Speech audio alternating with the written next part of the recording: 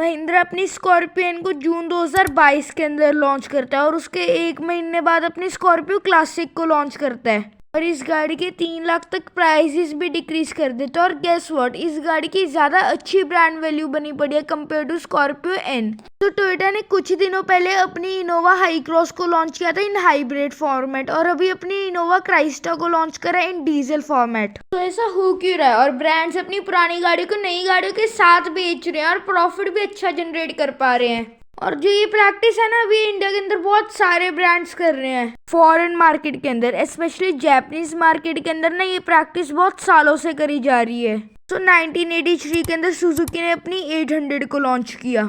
अगले 17 ईयर्स तक ये गाड़ी अपने सेगमेंट की बेस्ट सेलिंग कार बन गई और ऊपर से इस गाड़ी के अंदर कोई चेंजेस भी नहीं आए और कंपनी भी ना इस गाड़ी के अंदर बहुत छोटे छोटे कॉस्मेटिक चेंजेस करते थे। फॉरेन मार्केट के अंदर ना इस गाड़ी के बहुत सारे नए नए वेरिएंट्स लॉन्च हो रहे थे और सुजुकी चाहता था कि वो इस गाड़ी को इंडिया के अंदर भी लॉन्च करे बिकॉज तब कंपटीशन बढ़ने लग गया था। तब के टाइम पे ना ब्रांड को एक प्रॉब्लम थी कि इस गाड़ी की बहुत ज्यादा अच्छी ब्रांड वैल्यू थी इंडिया के अंदर। अगर मारुति इस गाड़ी को डिसकंटिन्यू करते और इस गाड़ी के नए मॉडल को लॉन्च करते तो बहुत ज्यादा रिस्क था उसके अंदर। फिर मारुति ने अपनी 800 को 2.2 लाख के बजट के ऊपर रिटेन कर दिया और उन्होंने अपनी ऑल्टो 800 को लॉन्च कर दिया 2.7 लाख। देखो इसके अंदर ना मारुति ने बहुत सही दिमाग लगाया बिकॉज देखो जो उनकी पुरानी वाली मार्केट थी वो भी नहीं टूटी और उनको नई मार्केट भी मिल गई इंडिया के अंदर। अब अगर हम इंडिया के अंदर 2013 के अंदर चले तो Hyundai अपनी i10 को चलाता था और i20 को चलाता था, तो इसके बीच में ना Hyundai ने एक नया सेगमेंट ही क्रिएट कर दिया और उस गाड़ी का नाम रखा ग्रैंड i10। अब साइज तो आपको i10 वाला मिलता था पर फीचर्स आपको i20 वाले मिलते थे। तो देखो अगर हम इन सभी गाड़ी के लॉन्चेस के ऊपर जाए ना तो 3 चीजें बहुत ज्यादा कॉमन मिल जाती हैं। तो जो पहले है वो देखो इन सभी गाड़ियों की ना बहुत ज्यादा अच्छी ब्रांड वैल्यू बनी पड़ी है इंडियन मार्केट के अंदर। जो एक रियल ब्रांड वैल्यू का प्रूफ है ना वो है होंडा सिटी की 4th जनरेशन।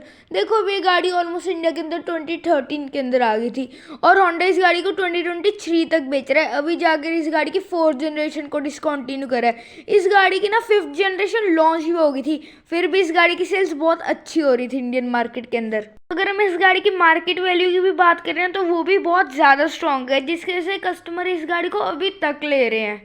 अगर हम यहाँ पे इनोवा क्रिस्टा का एग्जांपल ले लें तो उसका एक ही मॉडल पिछले 7 सालों से बेचा जा रहा है और ऐसा भी नहीं है इस गाड़ी की सेल्स इंडिया के अंदर कम हुई है, उल्टा इस गाड़ी की सेल्स बढ़ी है इंडियन मार्केट के अंदर हर एक साल। और अगर हम महिंद्रा स्कॉर्पियो की बात कर ले, इस गाड़ी के 20 सालों से सेम लुक से सेम फीचर्स है पर फिर भी अभी भी इस गाड़ी का स्कॉर्पियो क्लासिक की सेल्स अच्छी हो रही है और 20 सालों के अंदर इस गाड़ी का प्राइस 3 गुना हो चुका है, फिर भी कस्टमर्स इस गाड़ी को ले रहे हैं अभी भी। सेकेंड चीज जो कि इन सभी में कॉमन देखी गई है वो ये है कि जब भी इस गाड़ी का कोई सक्सेसर लॉन्च होता है तो वो ना डिफरेंट मार्केट को टारगेट कर रहा होता है। यहाँ पे हम महिंद्रा का एग्जांपल ले लेते हैं। तो महिंद्रा ने कहा था कि उन्होंने अपनी नई स्कॉर्पियन अर्बन ग्लोबल पर्सन्स के लिए बनाई है। तो वहीं पे जब महिंद्रा ने अपनी स्कॉर्पियो क्लासिक को लॉन्च किया था तभी उन्होंने वो ब्रांड भी रिटेन कर लिया था स्कॉर्पियो वाला। तब उन्होंने कहा था कि हमने ये गाड़ी अर्बन रूरल ऑडियंस के लिए बनाई है। तो अगर हम बात करें ना तो हर एक लोगों की अपनी अपनी चॉइस होती है। अभी भी ना ज्यादातर लोग स्कॉर्पियो क्लासिक की तरफ ही जा रहे हैं।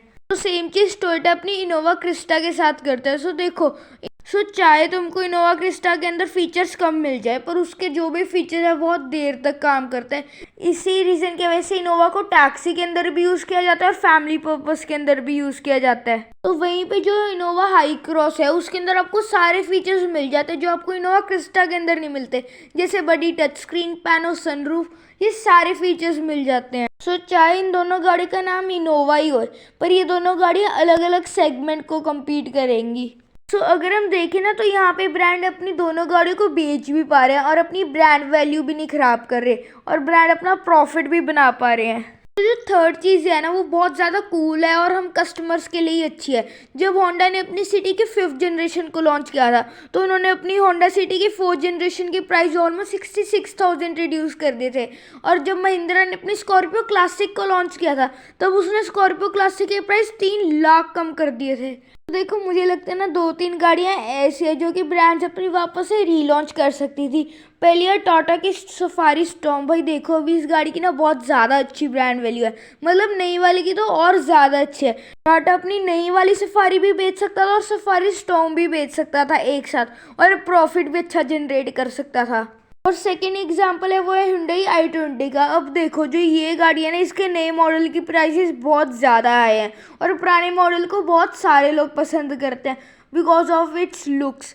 सो अगर Hyundai पुराने मॉडल को बेचता तो उनको शायद ज़्यादा प्रॉफिट भी होता उससे।